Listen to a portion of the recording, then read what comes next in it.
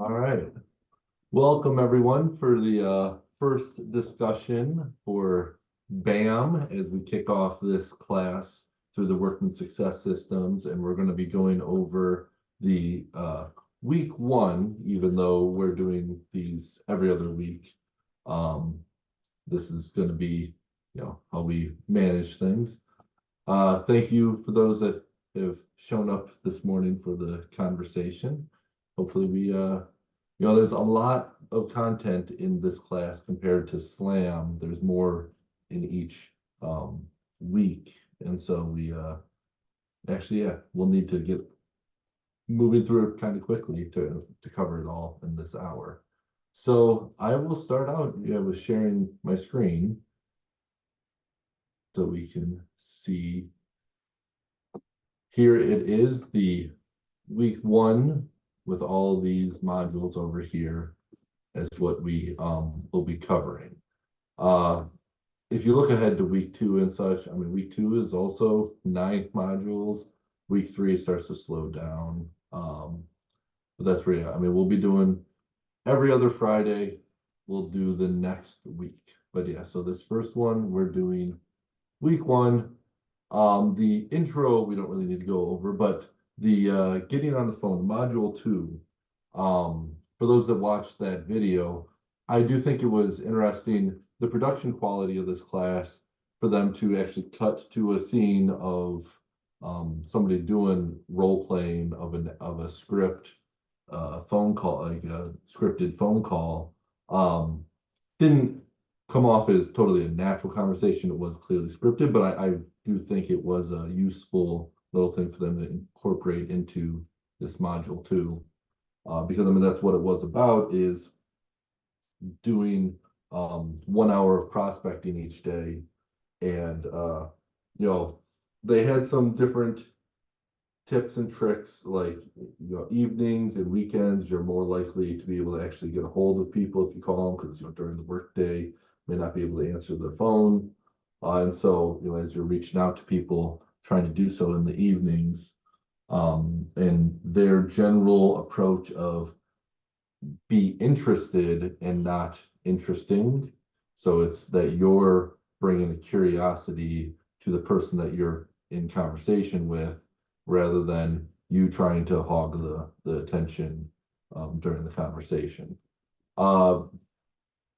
Did anybody that watched this module, what were your thoughts on even just the role play script that they did of that phone call, of that random lead calling as a potential buyer? Were there any thoughts on that?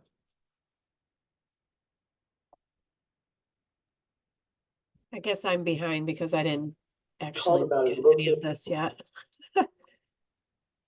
Well, yeah, and that's where I'm putting this on the calendar for today, because like with SLAM, we did that first week was like an intro just to get everybody into the class. We didn't do that with this BAM class, and so and it didn't even dawn on me until the beginning of this week that, oh wow, I've got 9 videos that I've got to watch and get through before Friday. So I totally understand if people didn't do that. But yeah, just to give you an idea though, that there was this back and forth in Highland Park North. Yeah. But they showed this back and forth as just a example of what your prospecting calls, or in this case a lead conversation, would look like. And yeah, I think it was useful content for that purpose of giving us all a decent understanding of how these conversations go. You have a stranger call you up, you need to navigate that conversation to extract information from them in a way then that is helpful for you to do your job later on, as to identifying what it is they're looking for to help them find the right house. And so yeah, this module, just getting on the phone, doing 1 hour of prospecting each day, obviously very much a professional approach to real estate. But my big takeaway from this video was just the recognition that, yeah, you should try to be interested and have them be the one who is talking more as you seek to extract information from them. You do have some scripts here. The LPMAAM, that's like location, price, motivation, agent, appointment, and mortgage. So that's what the script is about, is if you're talking to a potential buyer for the first time, you need to navigate that conversation in a way that you can extract each of these things from them during that conversation. And so this is a script to help you do so. And it doesn't really matter how you get there. You can put, adjust it to your own needs, but keep in mind what it is you're trying to get, because you don't want to hang up the phone and then be like, oh crap, I forgot, to ask if they had their pre-approval, something like that. You want to, if you get all 6 of those, then you've done your part for the first conversation. Where is that? So yeah, so I mean, these attachment, like all of these, if you go into even the week 1 essentials right here, All the attachments. all of the attachments are here. But then as you go through the modules, so yeah, see them over here on the right hand side. So the resource summary, all of these are here, but it's a lot of them. It's almost easier to just go into the individual module and recognize, okay, these are the attachments for that one. So this script here, because that is basically what the conversation was when they showed the 2 people on the phone, was that script there almost. All right, so let's move on then to the module 3, the lead tracker, which is, I mean, if you're going to use it, they've built it for you, and it's really cool that they did. So right here is, oh,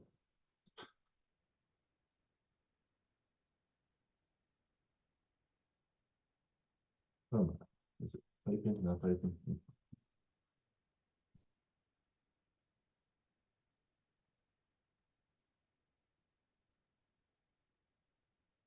And so to have this Excel spreadsheet already set up as a lead tracker, whatever, you don't have to use this one obviously, but the fact that they built this for you, it makes it a whole lot easier than building one yourself from scratch.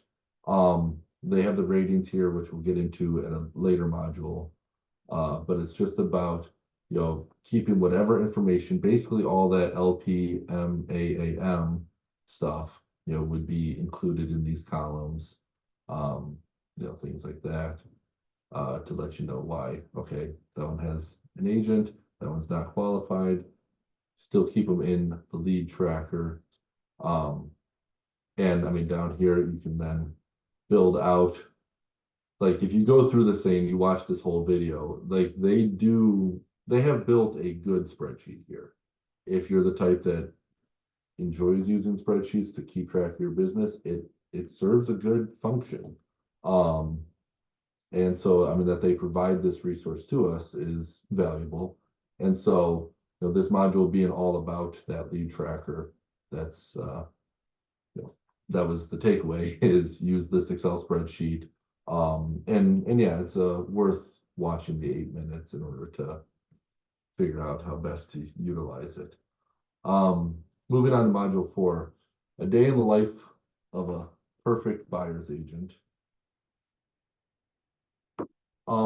This one, I thought, so at first my thought was that they were going to say a perfect day in the life of a buyer's agent, but this is the life of a perfect buyer's agent. So if you're doing everything perfectly, what does that look like?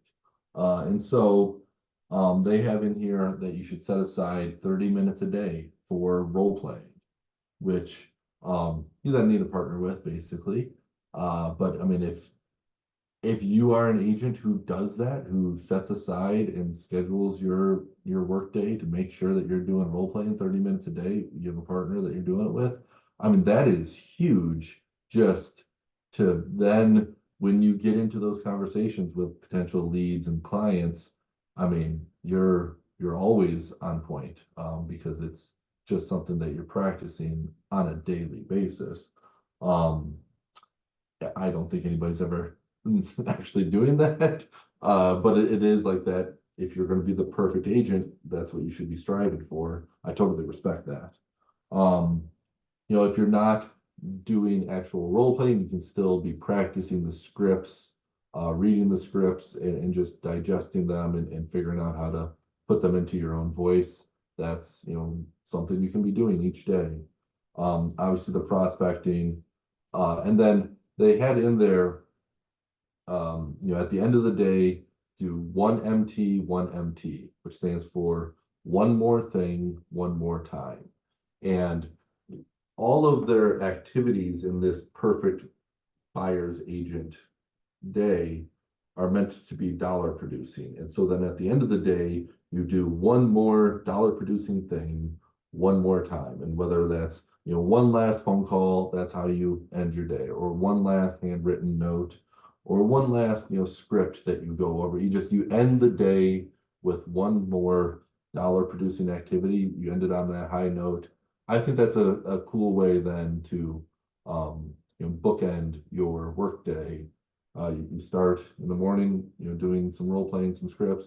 You end the day with just one tangible thing that you feel like, okay, yep, no matter what, I still did that one last thing to get me a little bit closer to making more money, more dollar producing.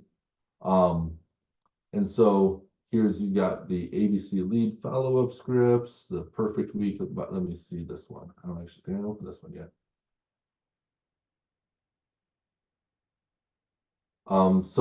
Okay, here's their scheduler for the perfect week. And I mean, you can see here, they got the open houses on the weekends, but they've got buyer's appointment, time set aside. It's very much a time blocking thing. So that way then, you are organized and more efficient with your time use. I don't know if Autumn would be interested in giving any of her opinions on this here, since I know she's a proponent of time blocking, but I mean, that's what this is. And, if you look at the actual activities, I mean, agent shadow, to shadow another agent for a half hour, which is another module we'll get to, and how best to shadow another agent. Like if you put that into your daily schedule and you're doing it each day, that you're definitely improving. And, you start and end each day a little bit better than you were at the beginning of the day. And you continually improve like that over time, your skills are just going to skyrocket. The biggest thing, can you guys hear me? Yes. Okay. The biggest thing, in my opinion, with time blocking is protecting your prospecting time. It's very easy in real estate to get caught up in the small details of transactions and not focus consistently on prospecting for your future pipeline. So the biggest thing in my time blocking would be just guarding and protecting my prospecting times and being consistent with that every single day. Yeah, and that's where here they show it, 9 a.m. to 10:30, which should be the easiest time to protect. Is the very beginning of your workday, so that way then you don't get sidetracked with the fires that pop up and all that. You can, it's totally reasonable for some people to think, yeah, your workday may not even have begun, but instead it has, but it's a protected time that you're fully committed to prospecting during. So, yeah, I mean, that's basically though how they crafted their day in the life of a perfect buyer's agent for module 4. Module 5, don't be a secret agent. So this is very much about making it clear when you are out there in the world, when you're coming across people and engaging with them, that they are aware that you are a real estate agent by profession. And so the simple things like wearing your name badge, if it's during the week, yeah, and you're just out in the community, you're working, and so keep your name badge on, because that's, yeah, that's. Yep, you got yours. And so it's just something that then, you never know when those conversations, that will help strike up conversation. Or even if it's not going to cause a real estate conversation, it's just good for people to, when they see you, they know you're a real estate agent. Likewise, anytime, they say like anytime you're exchanging money for services, so if it's a server or you go, I forget some of the different jobs, not like, I think they even said like massage therapist, like anytime you're giving somebody, you're paying somebody for their service, hand them a card as well. Because now, they look at you as a client in a way. And so then, they then, if you hand them a card, they can view themselves as one of your clients as well. Just like as a mutually beneficial relationship. They value you coming to them for that massage that you're paying them for. Well, yeah, if they value having you as a client, hopefully they recognize that, in our profession, we need the same. And so just being much more freely giving away your business cards anytime you're interacting with others, that obviously helps with this task of not being a secret agent. They recommend, coming up with a list of 150 people, like basically your wedding list or your funeral list. The 150 people that you would think, should be invited to your funeral, or if you were getting married, your wedding.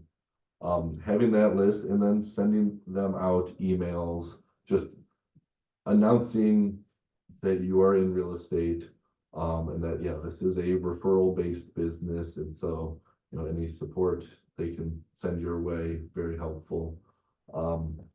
They did also then go over when having conversations with people, the best approach is typically to follow the FORD acronym of family, occupation, recreation, and dreams.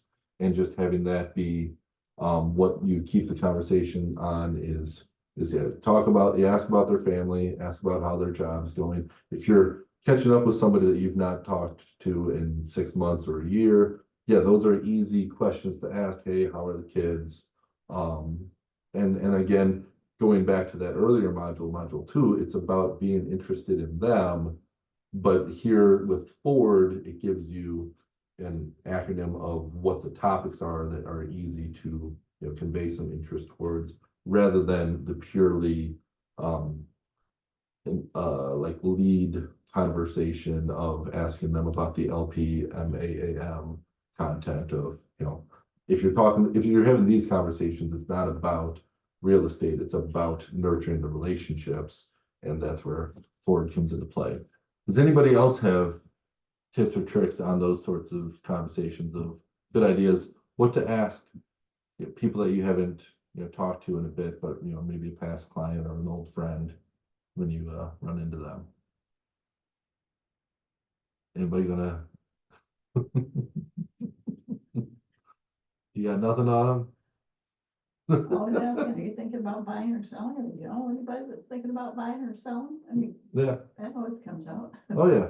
Well, yeah, because, and they do say, like, when you're reaching out, you want it to be clear that you are, reaching out from a real estate basis, but you're still, trying to talk to them just because you Oh, like them and all.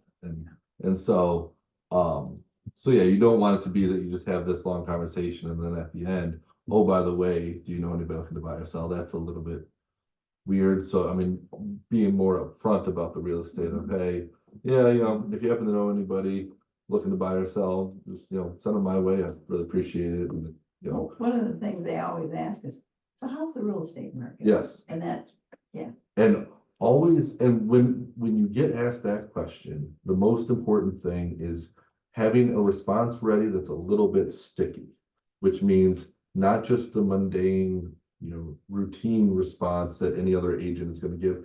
Give a response with a little bit of insight into the market that is just a little bit unexpected, or something that is atypical, because that's then what they're likely to remember. And when you give a response that they weren't expecting, that's gonna stick more. And yeah, and so it's like, okay, then yeah, just defy expectations a little bit, and that then lets you get more value out of that conversation rather than just, regurgitating what they've likely heard on the news. Yeah. So let's get back into modules. You can oh yeah, so here's the Ford dialogue here, and there was another version of this that wasn't Ford. I forget what it is now though. Pretty similar, but it was 4 different topics of how to navigate the conversation. That wasn't from this class, but it was just a podcast I was listening to. But let's move on to the top 50. This one, they were kind of obnoxious about it being 50, no more, no less. They kept repeating 50 is what you want in this list. And you have a top 50 tracker here. Because their philosophy here is that there are only 50 that you can truly nurture to the highest quality as far as relationships. And I mean, they were saying that these are the 50 that you'll be able to get referrals from each year, which I don't think anybody can necessarily rely on anybody else to give them a referral every single year. But I like to refer to these as your 50 biggest fans, the 50 people who take a vested interest in your success as well.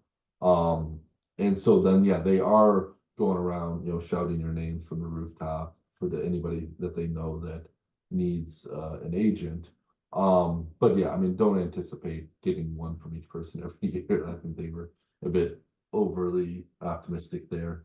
But at the same time, they then think you'll get 86 transactions in 1 year from it. But what this is about is, with these 50 people, use the tracker, and every month you want to touch all 50 of them in some way, whether it's a call or a handwritten note. Let's see here. Yeah, or meeting up with them for lunch. And then keeping track of, who they referred your way, all of that stuff, and then, what you did as a thank you for the referral. But they had, I think, drop down tables, or maybe if you download it fully. But yeah, so you can kind of see here. So this one person over a year, if they're, every month doing something, you got calls, lunch, meals, birthday, call, anniversary, client event. It's just, this way you can keep track. Try not to do the same thing every single month, but you do that with 50 different people. And so, I mean, basically, 2 a day, 3 a day. I think they talk about 3 a day because like work days. You get through all 50 in the month, and then, yeah, you just keep that going and you nurture those 50 relationships. And here's how you can keep track of it. That is definitely a method for success. It is definitely something people probably have to build up to, but it is what to shoot for. And that's why, I mean, my takeaway from this class so far, doing only week 1, is that this is much more ideal than the SLAM course. SLAM felt a little bit more too salesman-y. This does feel like actually got very legit strategies here and goals. I think they downplay how easy it is to actually do these things. They want you to feel like, yeah, you can just get it done. And yeah, we need to have the motivation, the self-drive to do it. Because if we do these things, that is a solid recipe for success. You won't be lacking for clients if this is how you run your business. And so that's why I am so far just 1 weekend enjoying this class. any questions about the top 50? Oh, the other thing that they did, recommend is, yeah, with these top 50, staying on top of their social media.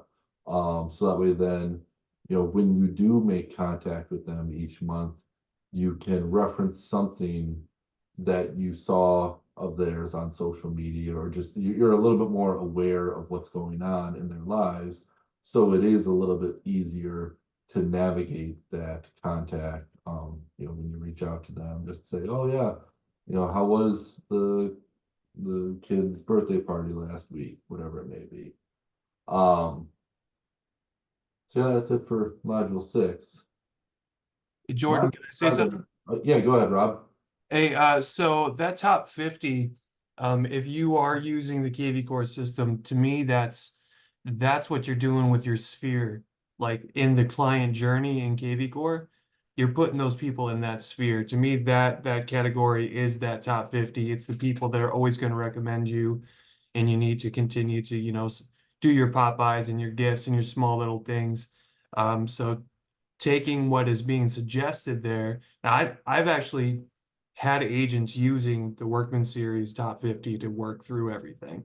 But then if you want to get kind of a little more efficient with it so that you're getting push notifications and everything, taking that same model and putting it into the KV Core smart campaigns and putting them all as a sphere in your client journey is just really efficient way of keeping track of all of them.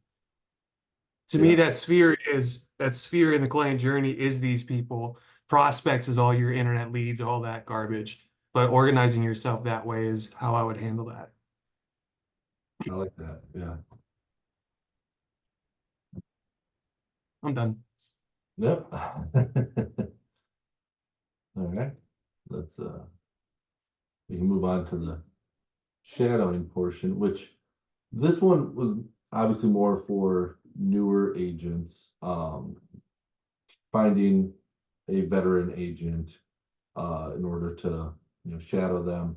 They were talking very much though about doing it in a way of intentional shadowing and not just kind of following them around, but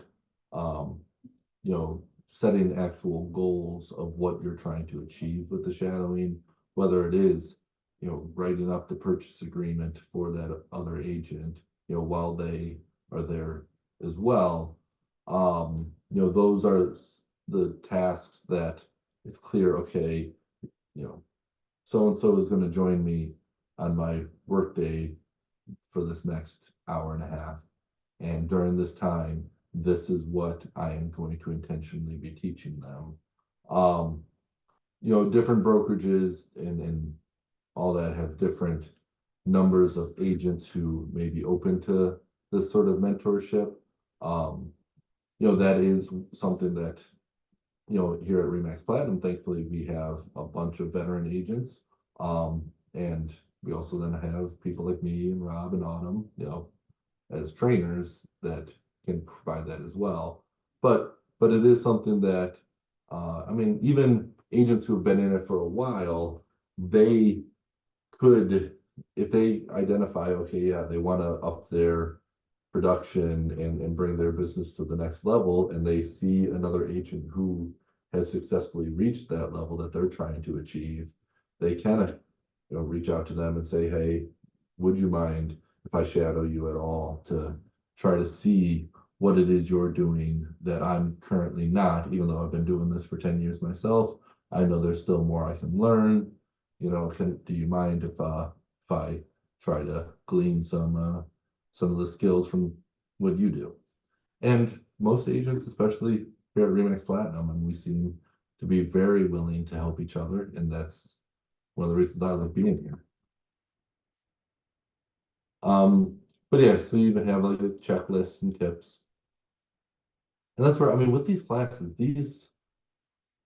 the attachments, the resources are worth downloading and printing out. And if you're taking advantage of these things, they put thought behind what they've created.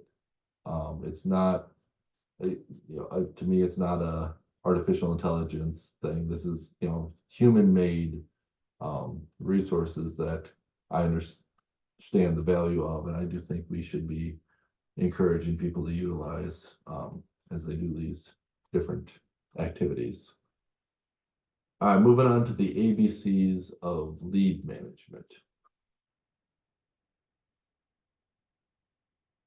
So for them, they break down leads, basically like those strangers or the referrals or the clients that they anticipate or they view at least as currently in the market to either buy or sell, but at different stages within it.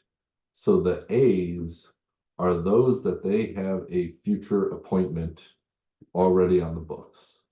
And so, if you have showings already scheduled for this weekend, the clients you have scheduled, showing scheduled with, they're definitely A's because they already have the appointment. Now after you show them homes, if they aren't interested in writing offers on any of those, and so then you don't yet have your next appointment scheduled with them, they fall into the B category. The B's are anybody that you're expecting them to buy or sell within 30 days to 90 days, the next 1 to 3 months. And so, at any point they could go from a B to an A just by, putting an appointment on the book, on your schedule. That would be what, moves into the other category. And then C's are those that you're expecting they're not likely to become an A for at least 3 months.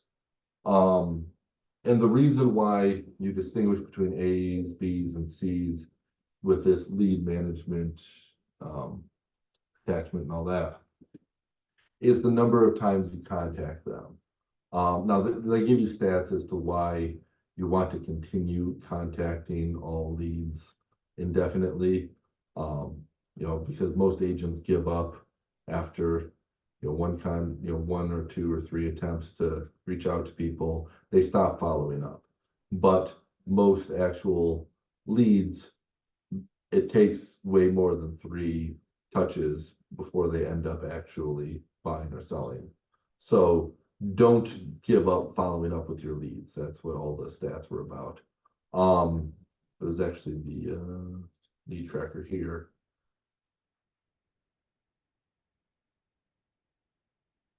So you have the ratings over here of A, B, C, and A, as an example of, okay, so the ones that are A's, you don't need to worry about reaching out to, because you've already got that upcoming appointment on the calendar, so you'll see them then. When they become a B, you then want to schedule 2 contacts, touches with them in the next month. Because, if you are expecting that at any point they may want to buy or sell, then yeah, you want to make sure that twice a month you're reaching out just to see how they're doing, if they're getting the listings that you're sending them, or, if any new listings have popped up, if they're a potential seller, you want to be able to just let them know the new competitors that have hit the market that, when they list, they'll be their home price may be affected by. So the B's are you're reaching out to twice a month. The C's you're reaching out to once a month. And then the A's you don't have to reach out to at any point because you've got them on the books. So that's a lot of what this video was about, was just making sure you identify what, categorize them into the 3 ABC for an intentional purpose of helping you keep track of how often you should be reaching out. If they're a C, they likely would get annoyed if you were reaching out every week or every other week. So once a month makes sense. The B's, yeah, having that personal touch aside from like the emails you're sending them with listings. Yeah, touching base, people do like it when their agent calls them just to see what their thoughts are about, the homes that are hitting the market right now. And so that's an easy call to make, and you should be doing that twice a month.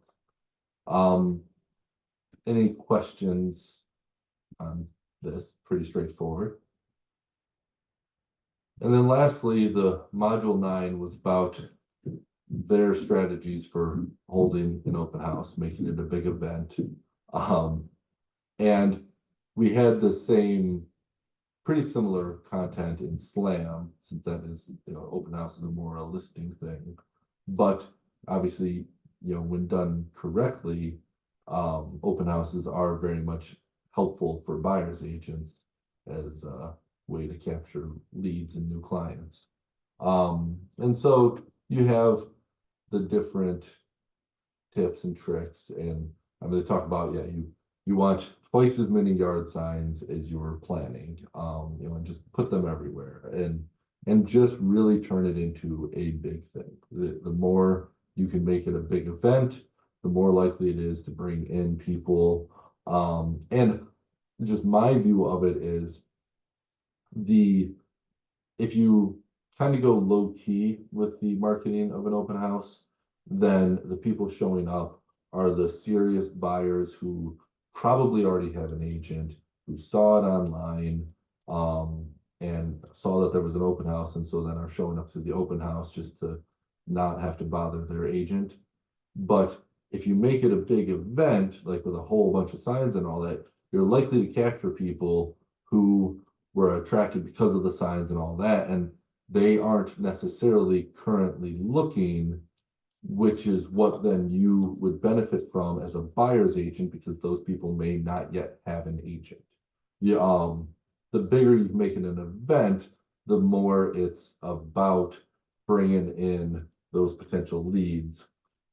It's not about, it's not likely to make the house sell any more quickly, because even a low-key open house is going to bring in those serious buyers that are most likely to be the ones to write offers. But yeah, so that I do think from a buyer's agent perspective is good motivation to do the extra signs and the balloons and all the things that bring in the traffic that we're not yet aware of the listing from an online perspective. Any thoughts about that? Because they didn't really say that as why they're doing it. I don't think they did, at least. But that was just my interpretation or thoughts on why I like their open house approach. Any thoughts? I've been talking a lot. Nobody has any. Okay, fair enough. And so yeah, I mean, this first week, I mean, it was very much the nuts and bolts of buyer's agency and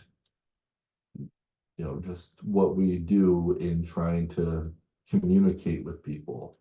So I'm over the next 2 weeks, we're going to be watching these, and this is like the nuts and bolts of actually doing the job. So rather than this would basically be pillar 1 and pillar 4 in my real estate philosophy of attracting clients and nurturing relationships.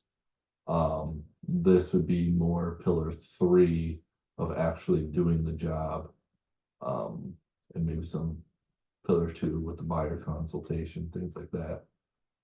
But yeah, so in 2 weeks we'll meet again, and hopefully with more lead time, we'll get more participation from other agents in the office, and then yeah, we'll have a discussion about all these modules in week 2. So without any last comments or thoughts or anything from anybody? No? Thank you. That was Yeah, good job, Jordan. very thorough. Thank you. I don't know if anybody watched the videos, Jordan, but good job. Yeah. Take care, everyone. See you, man. Thank you. Bye.